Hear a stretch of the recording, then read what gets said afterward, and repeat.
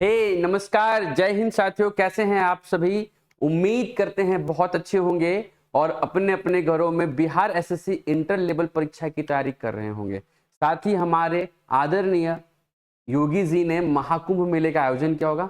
I hope आप घूम कर आए होंगे, और अगर नहीं आए हैं तो कृपया करके जाइए और मजे लीजिए। सेफ मोड में जाइए और अच्छे से गंगा स्नान करके आइए। दोस्तों, जैसा कि आप जानते हैं कि हमारे चैनल सक्सेस माइंड्स में हम लोगों ने एक सीरीज स्टार्ट करी है Bihar SSC previous year questions की। अभी तक आप जान गए होंगे, और अगर आप ये बात नहीं जानते, इसका मतलब आप चैनल पर नए हैं, तो जरूर सब्सक्राइब कर लीजिए और बाकी के जो पुराने वीडियो हैं उनको बहुत अच्छे से फुलफिल करिए। यकीन दिलाते हैं कि जो भी टीचर जिस सब्जेक्ट की चीजें आपको पढ़ा रहे हैं वो बहुत परिपूर्ण है अपने आप में।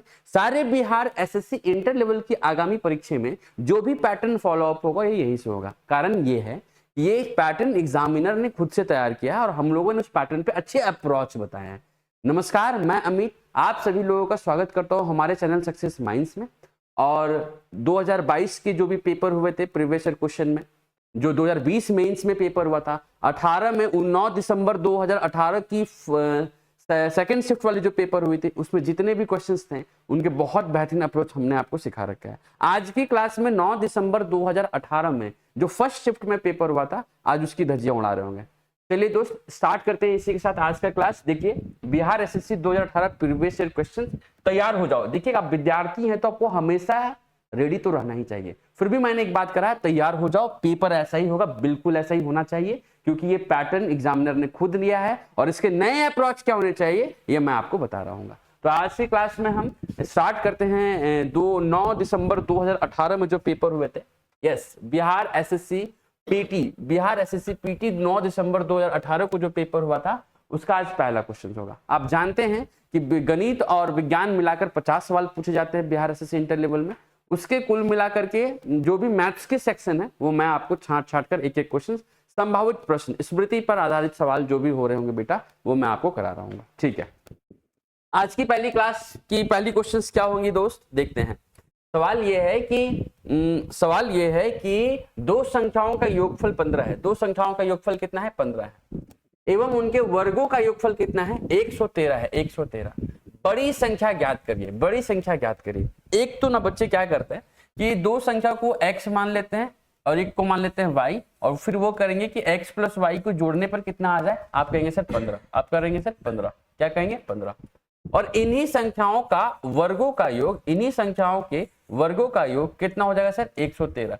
तो यहां से बच्चे इस सवाल को फॉर्मूला बेस बनाते, बिल्कुल नहीं बनाना प्यारे बच्चे, कोई जरूरत नहीं है फॉर्मूले की। देखिए, आपका सही अप्रोच क्या होना चाहिए। अब यहां से आप क्या लगा सकते हैं? x प्लस वाई का होल स्क्वायर का फॉर्मूला लगा सकते हैं। इक्वल टू क्या हो जाएगा दोस्त? X square plus Y square plus 2xy, ये आप जानते हैं। और यहां से फिर x और y की वैल्यू निकाली, कुछ नहीं मिलेगा आपको। मैं बताता हूं कि सवाल कैसे बनाना था। सवाल ये था कि the sum of the two numbers is 15, और हमसे सवाल में क्या पूछा है? बिगर नंबर बताइए। बिगर नंबर, सबसे बड़ी संख्या बताइए। अब सबसे बड़ी संख्या कौन हो सकती है? सबसे बड़ी संख्या इसमें कौन है सर? आप बोलेंगे सर 8 है, सॉरी 11 है। 11 है सबसे बड़ी संख्या, ऑप्शन में चेक करिए, 11 है। अगर ये संख्या 11 है तो 11 का स्क्वायर कितना होता है? 121। कितना होता है? 121। सर अगर कोई संख्या 11 है जो सबसे बड़ी है, तो दूसरी संख्या 4 रही होगी। कैसे सर? सर दोनों का योगफल तो 15 है। अगर कोई संख्या 11 रही होगी तो दूसरी संख्या 4 होगी, तभी तो जोड़ के 15 है। अब 11 का ही स्क्वायर 121 हो गया, और दोनों का वर्गों का योगफल जोड़ने पे कितना आना चाहिए? 113। तो सर अकेला एक नंबर 11 का स्क्वायर 121 होगा जो 113 से अधिक है। इसका मतलब 11 तो कतई आंसर नहीं हो सकता सर। समझ पाए बेटा? नहीं समझ पाए? आगे बढ़िए, देखिए आपको बताते हैं। दूसरा सबसे बड़ा नंबर कौन है सर? 10। अगर दूसरा सबसे बड़ा नंबर 10 है सर, तो दूसरा नंबर कौन होगा सर? 5। सबसे बड़ी संख्या अगर 10 है तो 10 में क्या जोड़े कि 15 आ जाए? आप बोलेंगे सर 5। 10 का स्क्वायर कितना होता है सर? 100, और 5 का स्क्वायर 25। इन दोनों को जोड़ने पे कितना आ रहा है? 125। जबकि सवाल में ये कहा गया है कि दोनों को वर्गों का योग करने पे 113 आना चाहिए। इसका मतलब सर 10 भी आंसर नहीं होगा। 10 भी आंसर नहीं होगा। 10 भी आंसर नहीं होगा। सर 9, अगर हम 9 की बात करते हैं, 9 की बात, सबसे बड़ी संख्या 9। 9 अगर एक संख्या 9 है तो दूसरी संख्या 6 होगी प्यारे बच्चे, है ना? 9 और 6, 9 6 15। 9 का स्क्वायर कितना होता है? 81। तो 6 का स्क्वायर कितना होता है? 36। 6 और 1 जोड़ने पे यूनिट डिजिट में 7 होता है, यहाँ 3 है, इसका मतलब 9 भी आंसर नहीं है। अगर 9 आंसर नहीं तो एक ही ऑप्शन बचा कौन, 8, सवाल का आंसर 8। समझ पाए प्यारे बच्चे? तो ये अप्रोच आपको लगाने आना चाहिए, है ना। तो इस तरीके के क्वेश्चन को आप हमेशा ऐसे बनाएंगे, वरना लेंदी तरीके से बनाएंगे तो सवाल में एक्स वाई की वैल्यू निकालनी होगी, क्योंकि एक्स प्लस वाई की वैल्यू दे रखी है, एक्स स्क्वायर प्लस वाई की वैल्यू दे रखी है, और फिर वहां से आपको चीजें सॉल्व करनी पड़ेगी। तो इस तरीके से सवालों को सॉल्व कर लीजिएगा, ठीक है। आगे बढ़ते हैं। सवाल क्या है प्यारे बच्चे, क्वेश्चन नंबर 2। क्वेश्चन नंबर 2 में क्या कहता है, सवाल देखिएगा। मोहन दो कुर्सियां 620 रुपए प्रति कुर्सी के दर से बेचता है, प्रति कुर्सी की दर से बेचता है, यानी 620 रुपए में एक कुर्सी बेचता है, दूसरा कुर्सी भी 620 रुपए में ही बेचता है। उसे एक कुर्सी पर 20% की हानि, दूसरी कुर्सी पर 20% का लाभ होता है।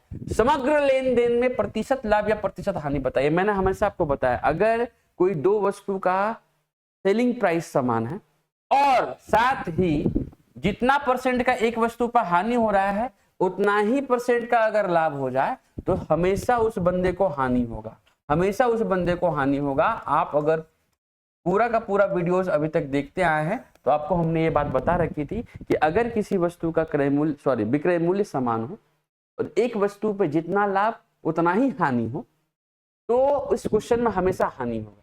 यानी लाभ वाला क्वेश्चन का तो कभी ऑप्शन हो ही नहीं सकता, लाभ वाला ऑप्शन तो किस क्वेश्चन का हो ही नहीं सकता, हमेशा हानि होगा। अब बात रही हानि होगी तो हानि के 2 ऑप्शन है सर, हानि के 2 ऑप्शन है, कितना हानि होगा तो हमने बताया था जो नंबर आप देख रहे हैं उसका कर लो स्क्वायर और 100 से कर दो डिवाइड, 100 से कर दो डिवाइड।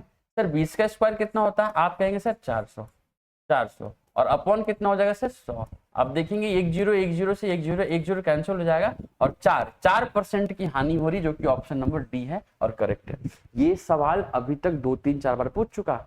2022 से अगर हम आपको जितने पेपर करा रहे हैं वहां से अगर आप ध्यान दें तो सारे के सारे क्वेश्चन इसी पैटर्न पे हैं और सेम रिपीट ऑफ सवाल हो रहे हैं, ठीक है। तो इसी तरीके के सवाल को आपको प्रैक्टिस करना है प्यारे बच्चे, ठीक है। चलिए आज का सवाल में क्वेश्चन नंबर 3 क्या होगा, एक संख्या एवं उसके वर्ग का योगफल 240 है। एक संख्या एवं उसके वर्ग का योगफल 240 है। वो संख्या क्या है? सबसे इंपॉर्टेंट बात है क्वेश्चंस को बहुत अच्छे से पढ़ना।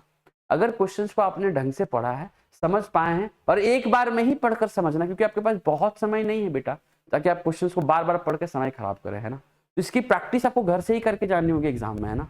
तो आपने देखा कि एक संख्या है, वो संख्या मालूम नहीं है तो भैया ऑप्शन तो आपके पास है ही। संख्या हमने मान लिया कि 20 है, संख्या हमने मान लिया कि 20 है सर, और उसका वर्ग करेंगे तो कितना हो जाएगा, 20 का स्क्वायर होता है बेटा 400, 20 का स्क्वायर 400। एक संख्या एवं उसके वर्ग का योगफल, इन दोनों को जोड़ देते हैं प्यारे बच्चे तो 420 आ जाता है, 420 आ जाता है। सवाल में लिखा है कि संख्या और संख्या के वर्ग को जोड़ने पर 240 होना चाहिए, ये तो 420 हो गया, यानी 20 ऑप्शन नहीं हो सकता, 20 ऑप्शन नहीं हो सकता। समझ पाए? आगे देखिए, अगर 20 ऑप्शन नहीं है तो सर बी वाला ऑप्शन क्या है, 15। अगर कोई नंबर 15 है और 15 का स्क्वायर कितना होता है 225, क्या इस 15 को और इसके वर्ग को जोड़ने पर 240 आ रहा है? आप कहेंगे सर बिल्कुल आ रहा है। ऐसा किस नंबर के साथ संभावना है? आप बोलेंगे ऑप्शन बी के साथ 15। तो सेवा समाप्त। इतना ही करना है, यही अप्रोच आपको एग्जाम में लगानी है। आप समझ पा रहे हैं? इस तरीके से सवाल को बनाएंगे तो आपका सिलेक्शन हो ही नहीं सकता है कि ना हो। और ऐसे ही अप्रोच आपको जीएस में भी लगाना है, जो राजेश पांडे सर आपको पढ़ा रहे हैं, रीजनिंग में संदीप सर पढ़ा रहे हैं, मैथ में मैं आपको पढ़ा रहा हूँ, और बाकी आप अपने एफर्ट लगाएंगे। जितना भी क्वेश्चंस हैं प्रैक्टिस करिए, आराम से चीजें आपके साथ होंगी। ठीक है दोस्त, आगे बढ़ते हैं। Question number 4। क्वेश्चन नंबर 4 में क्या है प्यारे बच्चे, देखिएगा, निम्नलिखित भिन्नों में से सबसे बड़ा भिन्न कौन सा है? बच्चे को ये क्वेश्चन बड़ी तकलीफ देता है। बच्चे इसको ना प्रॉपरली डिवाइड करके देखते हैं कि क्या पॉइंट वाइज आ रहा है। हालांकि वो ठीक है, कोई दिक्कत नहीं है वैसे, लेकिन मैं आपको बताना चाहता हूँ कि 4 ऑप्शन है आपके पास। कौन कौन से हैं? 7/8, फिर कौन है 13/14, फिर कौन सा है 5/7, और फिर कौन सा है 9/14। आप कहेंगे सर ऐसी कौन सी वैल्यूज हैं इन चारों में जिनके डिनोमिनेटर को समान बनाया जा सकता है? आप बोलेंगे सर 14, 7 और 14, ये 3 नंबर आपको ऐसे दिखेंगे जिनके डिनोमिनेटर को हम समान बना सकते हैं।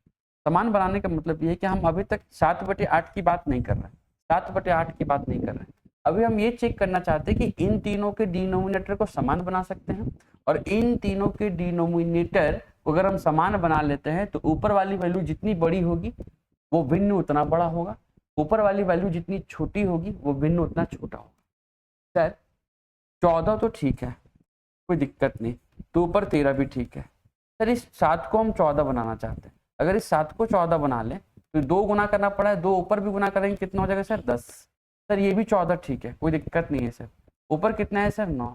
आप बताओ अगर किसी 3 नंबर 2 नंबर 4 नंबर का डिनोमिनेटर वैल्यू सेम है तो ऊपर जितनी बड़ी वैल्यू होगी वो सबसे बड़ा भिन्न होगा। तो हम कहेंगे सर इन तीनों में सबसे बड़ी ऊपर की वैल्यू 9 10 13 में से 13 है, इसका मतलब 13/14 है, इसका मतलब 13/14 है, इसका मतलब इन दोनों की बात अपन कर ही नहीं सकते क्योंकि इन तीनों में 13/14 सबसे बड़ी भिन्न होगी।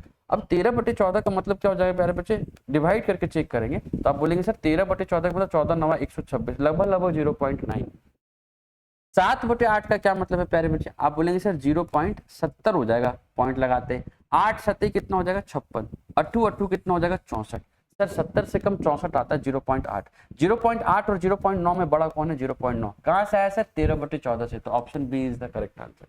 इस तरीके से सवालों को सॉल्व करेंगे, पहले छांट लेंगे और फिर सवाल को सॉल्व करेंगे। ठीक है दोस्त, ऐसे सवाल बहुत तकलीफदायी नहीं था, आप पॉइंट से भी कर सकते हैं, लेकिन बड़े बड़े क्वेश्चंस के अप्रोच आपके इस तरीके के होने चाहिए। ठीक है, चलिए आगे बढ़ते हैं। क्वेश्चन नंबर 5 क्या है, क्वेश्चन नंबर 5 क्या है देखेंगे। यदि 12 पंप 8 घंटे प्रतिदिन काम करते हुए 6 दिनों में 960 टन पानी निकालते हैं तो 8 पंप प्रतिदिन 6 घंटे काम करते हुए कितने दिनों में 1600 टन पानी निकालेंगे। देखिए ये सवाल ना वर्क एंड वेजेस पे बेस्ड है। हमने आपको बताया था एक तरीका क्या, M1 D1 T1 E1 by W1, याद है बेटा, इससे पहले वाले वीडियो में उससे पहले वाले वीडियो में सब में बताया, बस वर्क को पकड़ के नीचे रख लो। यहाँ क्या बनेगा M2 D2 T2 E2, M2 D2 T2 E2 है जी, अपॉन कितना W2। ऐसा नहीं कि सारे डेटा का इस्तेमाल करना है, इसमें जिन जिन चीजों का जिक्र किया गया उन चीजों का इस्तेमाल करना है। इसका मतलब ये है सर कि M फॉर मैन है, मतलब आदमी, वहां लड़के भी हो सकते हैं, वहां महिलाएं भी हो सकती है। D का मतलब दिन, T का मतलब टाइम, कितने घंटे उन्होंने काम किया। E फॉर एफिशिएंसी, कोई आदमी है बिना एफिशिएंसी के काम नहीं कर सकता। ये सारी के सारी बातें ऊपर डी न्यूमरेटर में मल्टीप्लाई होंगी आपस में, और वर्क को खाली नीचे पकड़ना है, वर्क को नीचे पकड़ना। सवाल पढ़िएगा, यदि 12 पंप है, 12 पंप है यानी आदमी की जगह 12 पंप काम कर रहा है, कितने घंटे 8 घंटे प्रतिदिन काम करते हुए 6 दिनों में, यानी डेज की वैल्यू 6 दे रखा है। ये जो 8 घंटे प्रतिदिन 6 दिन में 12 पंप मिलकर काम कर रहे हैं, काम क्या कर रहे हैं, पानी निकालने का। कितना पानी निकालने का प्यारे बच्चे, आप बोलेंगे सर 960 पानी निकालने का, टन, 960 टन पानी निकालने का। अगर उतना ही पानी निकालने के लिए अगर हम 8 पंप का इस्तेमाल करते हैं, 8 पंप प्रतिदिन कितने घंटे काम करते हैं, 6 घंटे काम करते हैं, तो पूछ रहा है कितने दिन लगेंगे 1600 टन पानी निकालने के लिए। इसी काम को जहां 960 टन पानी निकाल रहे थे, अब 1600 टन पानी निकालना है। 8 पंप है, 8 पंप को प्रतिदिन 6 घंटे चलाते हैं, तो सवाल में पूछ रहा है कि बताइए D2 की वैल्यू क्या होगी। D1 तो दे रखा है, D2 की वैल्यू निकालिए। बताइए कितना अच्छा सवाल, कितना आसान सवाल, कुछ नहीं मेरे प्यारे बच्चे। 1 0 से 1 0 क्या हो गया, कैंसिल। 12 8 96, 8 से 8 हो गया कैंसिल, यानी हैप्पी बर्थडे। 6 का 6 से हैप्पी बर्थडे हो गया। 8 से 160 20 बार में कटेगा, तो D2 की वैल्यू कितनी आएगी प्यारे बच्चे, आप बोलेंगे सर 20 दिन का समय लग जाना है, 20 डेज का समय लग जाना है, जो कि ऑप्शन नंबर कौन सा होगा, सी करेक्ट होगा। बताइए, ये तो हमने आपको पहले बता रखा। अभी सारी बात आपको एग्जाम में थोड़ी ना लिखना है, ये बातें आपको याद रखनी है, और हम आपको हर एक क्वेश्चन में हर बार बताते हैं कि बेटा ये इस पे बेस्ड है ना, तो ये बातें आपको पता होनी चाहिए। चलिए आगे बढ़ते हैं दोस्तों। क्वेश्चन नंबर क्या है 6। क्वेश्चन नंबर 6 में क्या बोला है सुनिएगा। 12 व्यक्ति किसी काम को 8 दिनों में पूरा कर सकते हैं, इससे 4 गुना काम को 6 दिनों में समाप्त करने के लिए कितने व्यक्तियों की आवश्यकता। देखिए बैक टू बैक क्वेश्चन आ गया, उसी बिहार एसएससीपीटी 9 दिसंबर 2018 को पेपर में सवाल में आया था, वही सवाल है M1 D1 T1। इस बार 12 व्यक्ति है, ठीक है सर, और किसी काम को नहीं पता वो काम क्या है, तो हम उस काम को 1 मान लेते। दुनिया का हर चीज या तो 100% है या तो 1 है। मैथमेटिक्स की दुनिया का हर चीज या तो 100% है या तो 1 है, तो हमने मान लिया कि 1 काम कर रहा है, किसी काम के बारे में जिक्र नहीं किया, तो 1 काम को 12 व्यक्ति 8 दिनों में पूरा कर लेते। ठीक है सर, इससे 4 गुना काम, काम के बारे में बोला है। तो काम यहाँ 1 हो रहा है, इसका 4 गुना कितना हो जाएगा 4। 4 गुना काम को 6 दिनों में करने के लिए, 6 दिनों में करने के लिए है जी, समाप्त करने के लिए कितने व्यक्तियों की आवश्यकता होगी, यानी आपसे M2 की वैल्यू पूछ रहा है, आदमी की वैल्यू पूछ रहा है। बताइए क्या था सवाल में। आप कहेंगे सर 6 से 12 2 बार में कट गया, यहाँ हो गया सर 8 दूना 16, 16 में 4 का गुना करेंगे तो 64, 64 व्यक्ति क्वेश्चन में आंसर। 64 व्यक्ति की जरूरत होगी अगर इस काम के 4 गुने काम को 6 दिनों में काम करना है, तो 64, option number D is the correct answer. तो 64 इस क्वेश्चन का आंसर होगा। समझ गए दोस्त, बैक टू बैक आपके क्वेश्चन जो है इस बेस पे पूछा जा रहा है। देखिएगा सवाल क्या है, क्वेश्चन नंबर 7। एक चिड़ियाघर में हिरन और कबूतर हैं, उनके सिरों की संख्या कितनी है, 80 है। अब हिरन हो चाहे कबूतर हो भैया, उनके जो मुंडी होते हैं, जो उनको सर होते हैं, वो तो एक ही होते हैं बेटा, चाहे कबूतर हो चाहे हिरन हो। कभी 2 मुंडी वाला कबूतर देखा है क्या, नहीं देखा। चलिए ठीक है, उनके पैरों की कुल संख्या, पैर अलग होते हैं, कबूतर के पैर 2 होते हैं और हिरन के पैर 4 होते हैं। आप बखूबी जानते होंगे ये बात। उस चिड़ियाघर में कितने कबूतर हैं, यानी हमको फोकस करना है बेटा कबूतर पे। इस सवाल को बनाने के बहुत सारे तरीके, मैं आपको बहुत सिंपल तरीका बताऊंगा। इससे एलिगेशन से भी बनते हैं सवाल, डेविएशन से भी सवाल बनते हैं। आप इस सवाल को बड़ी आराम से बनाइए कि हिरन का मतलब डियर हो गया और पीजन का, कबूतर का मतलब पीजन हो गया। अगर इनके मुंडी देखा जाए तो एक मुंडी इसके पास भी, एक मुंडी इसके पास भी, सिर की संख्या 1-1 है और जोड़ के कितना आ रहा है बेटा 80। बहुत बढ़िया सर। दूसरे ही पल में ये बोलता है अगर इनके पैरों की संख्या को जोड़ा जाए तो 240 है। हिरन यानी डियर के पैर होते हैं 4 और पीजन यानी कबूतर के पैर होते हैं 2, और इनके पैरों की संख्या अगर एक पीजन है, एक पीजन के 2 पैर होते हैं, नंबर ऑफ पीजन पी हैं, तो 2 पैर से गुना करने में पैरों की संख्या आ जाएगी। और ये कितना है बेटा 240। हमें फोकस करना है सर कि हमें पूछा क्या है। सवाल में हमसे पूछा है पीजन के बारे में, तो डियर का हैप्पी बर्थडे करिए, डियर को सेम करिए। डियर यहाँ 4 डियर है, यहाँ डी दिए था, 4 से गुना करेंगे, 4 से इसको भी गुना करेंगे तो बेटा ये जो 80 तुम्हें दिख रहा है, ये 80 जो है हट के 4 से गुना होकर 320 बन जाएगा। बहुत बढ़िया सर। विलोपन विधि जिसको हम लोग कहते हैं बेटा अंग्रेजी में कहते हैं एलिमिनेशन मेथड। अब आप कुछ मत करो, माइनस माइनस माइनस करके इनका हैप्पी बर्थडे कर दो। सर यहाँ 2 पीजन बच गया और 320 में से 240 जाएगा तो कितना बचेगा 80। सर अगर 2 पीजन की वैल्यू 80 है तो पीजन की वैल्यू कितनी होगी 40, यानी सर पीजन की वैल्यू पूछा था और 40 है। एकदम सिंपल सी बात है, ज्यादा ताम झाम कोई ट्रिक के चक्करों में मत लगना, एकदम लूल सा सवाल था और कोई इसमें कुछ करने की जरूरत थी नहीं। डेविएशन मेथड भी मैं ही आपको बताऊंगा, एलिगेशन मेथड भी मैं ही आपको बताऊंगा, बाकी टीचर भी ये बता रहे हैं, लेकिन उसका प्रोसेस समझने के लिए बेटा अभी आपके पास समय नहीं है, तो आपको सवाल को ऐसे भी बना लेना काफी होगा, क्योंकि उतना ही टाइम देखे ना बेटा। बहुत टफ सवाल नहीं था कि आपको बाकी चीजें लगानी पड़े इसके लिए। क्वेश्चन नंबर 8 देखिएगा। क्वेश्चन नंबर 8 में क्या कह रहा है भाई, क्वेश्चन नंबर 8 में क्या कह रहा है सुनिएगा। 4 सतत विषम संख्याओं का योगफल 72 है। सतत का मतलब हो गया कि वो कंसेक्यूटिव नंबर है, कंसेक्यूटिव ऑड नंबर है। दूसरी सबसे बड़ी संख्या ज्ञात करिए। अगर आपसे दूसरी सबसे बड़ी संख्या पूछा है तो ऑप्शन भी तो दूसरी सबसे बड़ी संख्या होगी।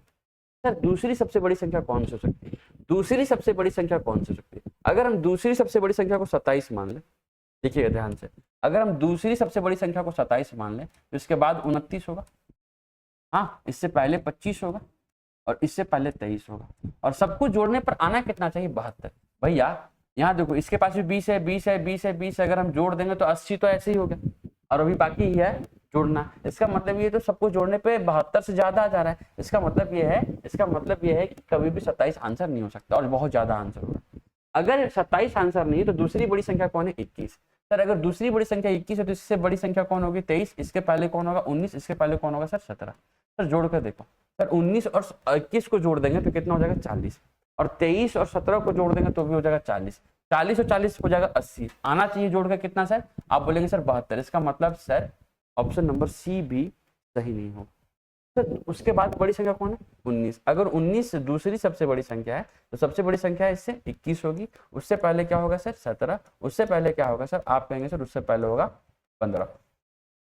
सर 17 देखो 19 और 21 को जोड़ो, 19 और 21 को जोड़ो, आप बोलेंगे सर 40, और 17 और 15 को जोड़ो तो आप बोलेंगे सर 17 और 15 को जोड़ने पर आ जाएगा 32। सर यहाँ आ रहा है जोड़कर 40 और यहाँ जोड़कर आ रहा है 32, तो सर 32 और 40 को जोड़ने पे कितना आ जा रहा है, आप कहेंगे सर 72, और यहाँ भी 72 ही था। इसका मतलब option D is the correct answer.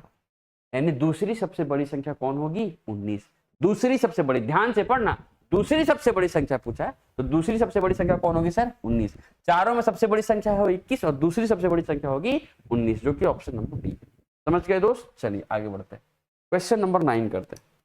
Question number 9 में क्या है सुनिएगा। एक कक्षा के 15 लड़कों और एवं 10 लड़कियों का औसत वजन क्या है? 32.6 kg। देखिए ये हो गया डेविएशन, जिसको एवरेज वेटेड मेथड कहते हैं, जिसको एवरेज वेटेड मेथड कहते हैं। आप समझने की कोशिश करिएगा कि हम क्या बताना चाह रहे हैं।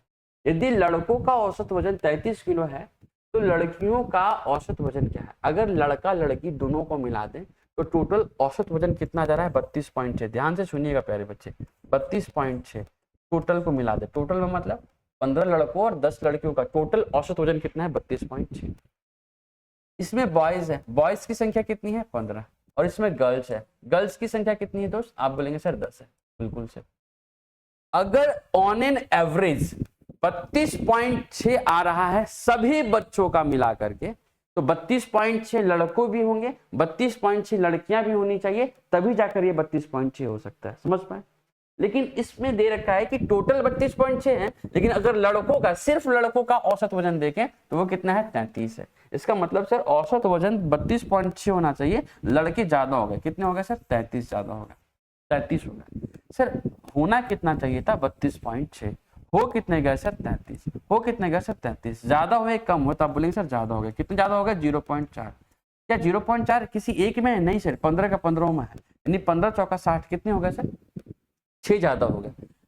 अगर टोटल 32.6 ज्यादा है, 32.6 ऑन एन एवरेज सब विद्यार्थियों को मिलाकर, चाहे लड़का हो चाहे लड़की, अगर औसत 32.6 है तो लड़कियों का भी 32.6 होना चाहिए। लेकिन 32.6 लड़कियों का नहीं हो सकता। क्यों? क्योंकि 0.6 तो इसने ज्यादा, 0.4 तो इसने ज्यादा ले रखा था। ये 0.4 कितने लोगों में ज्यादा है? 15 बच्चों में ज्यादा है। इन 15 को 4 से गुना करेंगे तो क्या कर देंगे? 6 को सर डिवाइड कर देंगे। 0.6, 15 चौका 60, 15 चौका 60 हो जाएगा ना, तो 6 हो जाएगा। आप बोलेंगे सर 6 तो सर टोटल है, यहाँ टोटल लड़कियां कितनी है? 10।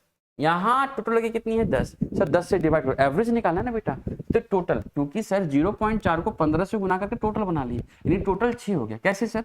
15 गुना 0.4 करिएगा प्यारे बच्चे, तो आपको मिलेगा सर 6। कितना मिलेगा सर? 60। पॉइंट हटा देंगे यहाँ तो 10 नहीं हो जाएगा बेटा, यहाँ कितना हो जाएगा? आप बोलेंगे सर 6 हो जाएगा। सर 6 कम कर दो, इसमें 6 कम करेंगे, टोटल लड़कियां कितनी है? 10। तो एवरेज निकालने के लिए 10 से डिवाइड करेंगे, तो 32.6 में से 0.6 माइनस करेंगे तो लड़कियों का एवरेज कितना आ जाएगा? 32। कितना आ जाएगा? 32। तो ये 32 किलो क्वेश्चन का आंसर होगा। लड़कियों का एवरेज 32 था, लड़कों का एवरेज 33 था, सबको जोड़ करके डिवाइड कर देंगे तो 32.6।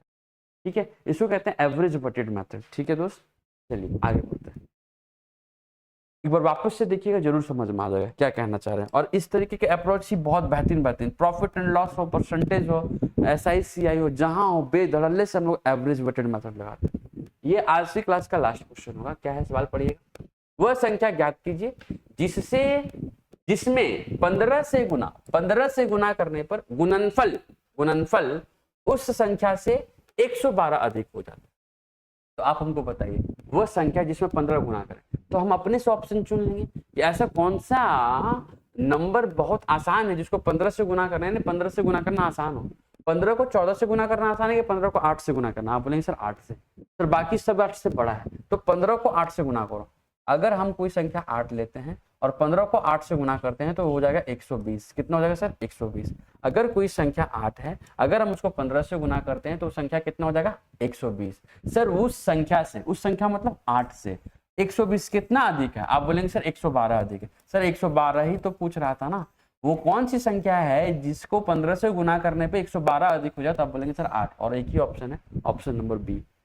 तो इसी खूबसूरत सवाल के साथ आज की सेवा हम करेंगे समाप्त, और आपसे उम्मीद करेंगे कि आप सारे वीडियोस को एंड तक देख रहे होंगे और मजे ले रहे होंगे। और SSC में, बिहार SSC में जो भी एग्जाम्स होने वाले हैं, अपकमिंग एग्जाम्स, उसमें जो भी पेपर सवाल आएंगे उसके पैटर्न दोस्त यही होने चाहिए, यही होने रहने भी चाहिए, क्योंकि ये एग्जामिनर का ही पैटर्न है और आप इसको फॉलो करके बहुत अच्छे से अपनी सीट बुक कर सकते हैं। तो चलिए आज की सेवा हम इसी खूबसूरत सवाल के साथ समाप्त करते हैं। आई होप आपको बहुत मजा आया होगा। अगर कोई क्वेश्चन समझ नहीं आ रहा है तो उसको वापस से वीडियो को देखिए, बार बार देखिए, बिल्कुल समझ आएगा। और आगे आने वाले क्वेश्चन में इन्हीं सब क्वेश्चनों का जिक्र होगा, तो इन्हीं सब तरीके का भी जिक्र होगा और बिल्कुल आप समझ पाएंगे सवाल कैसे बनना है। तब तक के लिए दोस्तों जय हिंद, मजे में रहिए, अच्छे से रहिए और पढ़ते रहिए दोस्त।